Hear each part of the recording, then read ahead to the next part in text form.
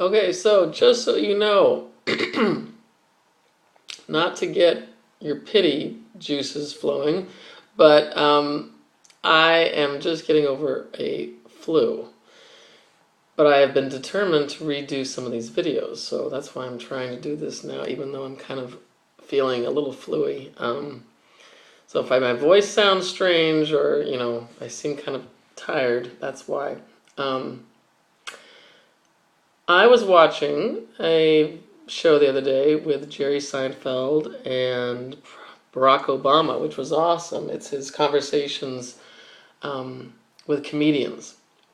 And they drive around in fancy cars, and he was interviewing Barack Obama. And it was interesting how he asked him, you know, Jerry Seinfeld asked Barack Obama, don't you feel like everyone is always putting on a show for you? Like, it doesn't matter who it is, even me, Jerry Seinfeld. Don't you feel like everyone's just putting on an act? And Barack Obama was like, yeah, everyone is, pretty much.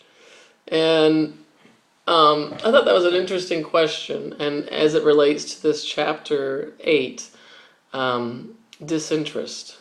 And disinterest meaning not uninterested, but being free of self-interest. You're doing something, you're putting it out there, you're trying to persuade people because what you're persuading them of is not going to benefit you. It's not about serving your interests, it's about serving them. And the reason I bring up politicians is because, as the book mentions, going back to the 18th century, people like Abraham Lincoln very much capitalized on that notion that a person who has humble beginnings. Abraham Lincoln was born in a log cabin. Both of his parents were probably illiterate. His first mother died. His second mother is the one who encouraged him to read. So he overcame these tremendous obstacles to rise to prominence, which was inspiring. And so his humble, modest beginnings are partly what moved audiences, especially, the New York elite who were like, who is this guy? And when he came in to speak to them, he said, I'm not going to say anything new.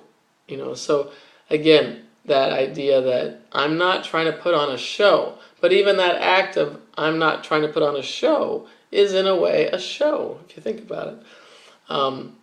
But anyway, I just wanted to bring that up in relationship to this chapter because humble beginnings, being humble, being modest, or what in this chapter is called dubitatio, can be a very effective tool to win over your audience. When your audience can sense that you are putting your own interests on the back burner and you're thinking of them first, they're more likely to trust you. Now, if you can do that, sincerely and have your audience's best interest truly at heart, then it's okay, even if there's a certain element of manipulation, if you really are meaning to do well for your audience.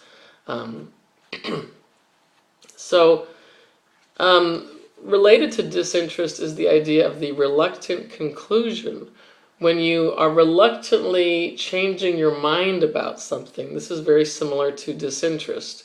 So if you were on one side of an issue, and then because of pure logic and evidence being presented to you, you switch sides, that's reluctant. You're reluctantly seeing the other side of the issue. And that can be very persuasive to an audience if you're trying to say to them, you should believe the way I believe now, because I used to believe the way you believe, but then, due to overwhelming evidence, now I believe this new way. And to give you an example, when I moved from California to Colorado, I came from this place where, everyone was very anti-hunting to a state where everyone was very pro-hunting.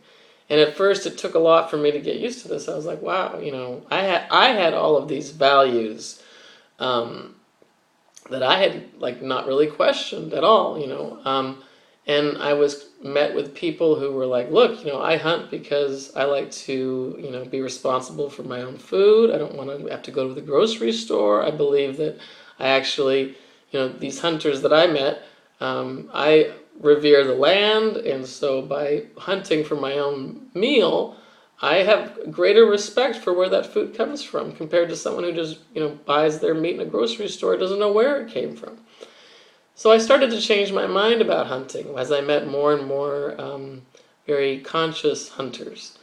So, now when I talk about hunting, I talk about it with more experience and knowledge, but also that reluctant conclusion. I have been on both sides of the fence, and now I really see it a different way.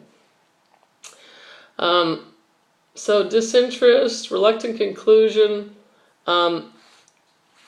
Again, one more related to this is if the claim or the conclusion that you're trying to persuade people of can somehow personally hurt you. It's actually hurting you to be on this side of the issue, emotionally or financially or whatever. Again, that's another way to make you appear to be even more persuasive. So